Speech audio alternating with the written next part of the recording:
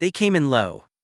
2,000 feet above the Normandy surf, the marauders of the Ninth Air Force crossed the invasion fleet and pushed inland, their twin engines hammering the morning air. Below them the sea was carpeted with ships and the beaches were a wound the Allies had torn into occupied France. The crews flew lower than the manuals advised, because at that altitude the bombs landed where they were aimed, and in those weeks every yard mattered. They passed the first field hospital ever raised on French soil, a cluster of tents stitched into the hedgerows. They passed fields littered with the burned skeletons of German equipment, abandoned in the retreat, and then they found their targets: the railway tracks, the bridges over the rivers, the woods south of a town where panzers had crept in under cover of darkness to refuel. The Allied infantry near those woods were pulled back first, then the bombs came down and the forest erupted. This was the war in the air as the men who flew it knew it. Not the clean diagrams of strategy rooms, but engines and weather and the long flight home over a bay crowded with another fleet, another invasion already on its way. Up here, far from the ground they were fighting for, young men decided whether bridges stood or fell, and whether the soldiers below would live to see the next ridge. Half a world away, the same air war wore a stranger and more terrible face. By the spring of 1945, Japan was losing and her commanders knew it, so they turned to a weapon that no Western mind had been built to understand. Pilots were trained not to attack and return but to attack and die, to point their aircraft at an Allied warship and ride it all the way into the steel.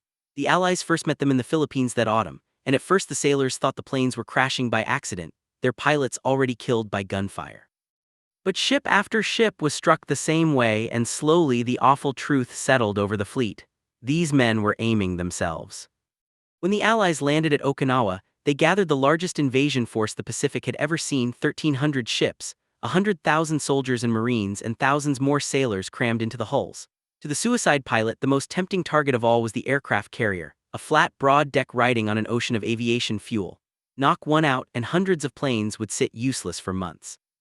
They came like a swarm, by day at first, diving out of the sun while other Japanese planes drew off the defending fighters. Then they began coming at night, hunting any silhouette they could find in the dark. They were met every time by a wall of anti-aircraft fire, and most were torn apart before they reached a ship, but not all of them. To the men firing those guns it was madness. To the young Japanese flyer it was honor. From childhood he had been taught at home and at school that the only thing worse than defeat was surrender, and surrender was simply unthinkable. Before his final flight he was given a ceremonial belt and raised a last toast to his emperor, to his country, to a death he believed would mean something. The name they flew under was Kamikaze, Divine Wind. It reached back to a 13th century legend, a typhoon said to have been sent by the sun goddess to scatter the invasion fleet of Kublai Khan when the Mongol horde came for Japan. In the end, roughly 4,000 of them died. Between them they sank 34 American ships and damaged nearly 300 more, carriers and battleships and destroyers among them. The shipyards of California filled with wounded vessels, some had to be sent all the way to the East Coast for repair. For 3 weeks that spring the threat grew so severe that 3 out of every 4 heavy bomber missions over Japan were pulled off their strategic targets just to smash the airfields the suicide planes flew from. A later survey concluded that if those attacks had ever come in greater concentration, they might have forced the Allies to pull back and rethink the whole campaign. What saved the fleet was arithmetic. The planes were being destroyed faster than a crumbling Japan could replace them. War is the mother of invention, and nowhere was the rulebook torn up faster than in the Pacific. Consider the P-47 Thunderbolt, a fighter designed for the long crush-truck runways of Europe, now perched on the heaving deck of a tiny escort carrier. The Thunderbolt had no tail hook. There was no landing back aboard. The catapult flung it into the humid air toward a captured island airfield, and that was the only way home, on the way it had been transformed. Engineers bolted 5-inch rockets under its wings, turning a fighter into flying artillery, and filled its drop tanks not with fuel but with a new jellied gasoline that turned green hillsides into walls of fire. In terrain where the enemy dug deep into caves and jungle, the Thunderbolt stopped being a dogfighter and became a sledgehammer. It was an ugly miracle of a machine, 7 tons of metal that mocked the very idea of a nimble fighter. The men who serviced her called her the Jug, for she had the shape of a milk jug and the momentum of a runaway train. Her massive body wasn't all armor. Much of it was a hidden system of ducts feeding a huge turbo supercharger buried all the way back in the tail, so that her great engine could keep breathing in the thin, freezing air miles above the earth. Across the ocean, German engineers were solving a very different problem, and revealing how desperate the Reich had become. They needed to move tanks and trucks by air, so they took a giant glider built for an invasion of Britain that never happened, bolted 6 French radial engines onto its wings, and created the largest land transport of the war. To save aluminum for fighters, they built this giant out of steel tubing wrapped in fabric and plywood. Its nose split open like a clamshell so a half-track or a light tank could drive straight into its belly, an idea that would shape military transports for decades. But it was slow and fragile, sometimes needing rockets strapped to its wings just to lumber off the ground, and to the Allied fighters that found it, it was little more than a flying target drifting across the sky. And while these machines burned over Europe and the Pacific, in a quiet plant in California something extraordinary was taking shape. A bomber with no fuselage and no tail at all. Just a wing. The largest flying wing ever built stretched 172 feet from tip to tip, thick enough at its center for a crewman to walk upright through 8 bomb bays. It carried fuel enough to fill a railroad tank car and more, giving it a reach across thousands of miles, and 4 great engines turning contra-rotating propellers behind the wing. It was a glimpse of a future that hadn't arrived yet. Assembled rivet by people who could only guess whether their strange creation would ever truly fly. The future was being written in the present, too, in blood and salt water. Months before D-Day, a lone reconnaissance bomber spotted a column of Japanese warships pushing through the Bismarck Sea toward New Guinea, troops packed aboard for a landing. This was the chance. Every plane that could fly was thrown at the convoy. For 3 days, more than 160 American and Australian aircraft hammered the fleet, many of them roaring in just above the waves to skip their bombs across the water and into the hulls, a trick learned from desperation and practice. When it was over, an entire division had been wiped out at the bottom of the sea. It cost 6 aircraft and 13 men. It also marked the high tide of Japanese expansion. From there, the Allies began to push back. Over Europe, the pushing back had a name the Germans came to dread: the Flying Fortress. American bombs built in American factories were loaded onto American bombers at airfields in England by American crews 3,000 miles from home, men who still cracked jokes as they checked every gun before climbing aboard. They flew their first daylight raids deep into occupied France, threading flak and fighters to put their bombs on Nazi munitions plants, fighting their way through with the gunners working hard and bringing every ship home.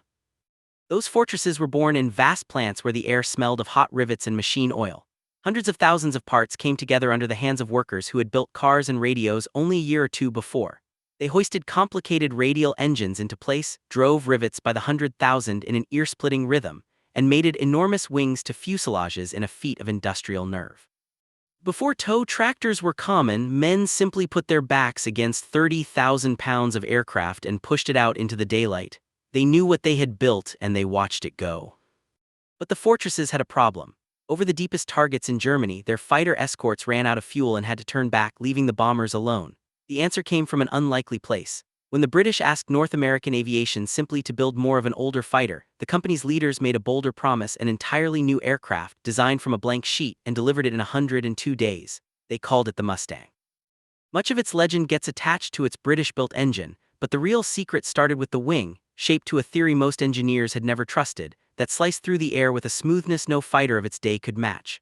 Behind the pilot's seat sat a large fuel tank that gave the Mustang the legs to fly from England all the way to Berlin and home again. Almost overnight, the bombers were no longer alone. Even its radiator was clever. The heat pouring out of it gave the aircraft a small forward shove, a fighter that helped push itself along. Built with the precision of a fine watch and the toughness of a farm tractor, it finally carried the fight to the enemy's heart. For all the machines, the war turned on moments of human judgment. At Midway, the Empire of Japan had not lost a sea battle in 300 years, and their fleet was stronger in every class of ship. But their picture of the enemy was wrong. They believed the American carriers were still far away in Hawaii or near Australia, and that their assault on the little island would catch the defenders sleeping. It would not. Midway was awake, its outnumbered Marines on alert, every heavy bomber the island could hold gathered on the strip and flung into the air to search the empty ocean. The defenders knew the Japanese were coming, they simply didn't know where. Early on the morning of June 4, 1942, the contact came. Enemy carriers sighted, enemy planes inbound. The Japanese admiral, certain the American carriers were nowhere near, ordered his reserve aircraft rearmed, torpedoes swapped for bombs to hit the island again. And in those minutes, with weapons half changed and decks crowded, his carriers lay open to the sky. That was the hinge on which the entire Pacific War would turn.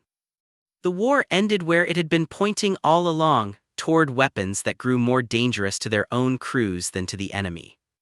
In the final months, a tiny tailless shape began screaming straight up into the sky over Germany on a column of white smoke. It had thrown away the propeller and the piston engine entirely in favor of a rocket.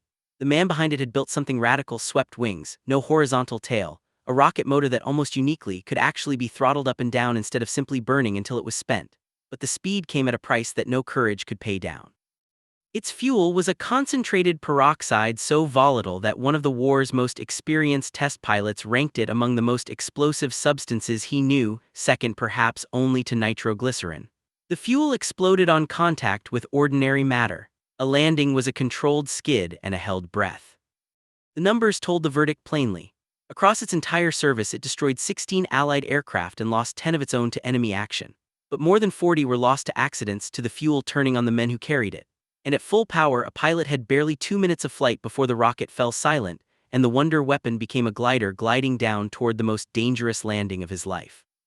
That was the air war. Brilliance and desperation strapped to the same airframe. Boys from farms and factory towns flying machines invented faster than anyone could test them, over oceans and forests and burning cities, deciding the shape of the century 2,000 feet at a time.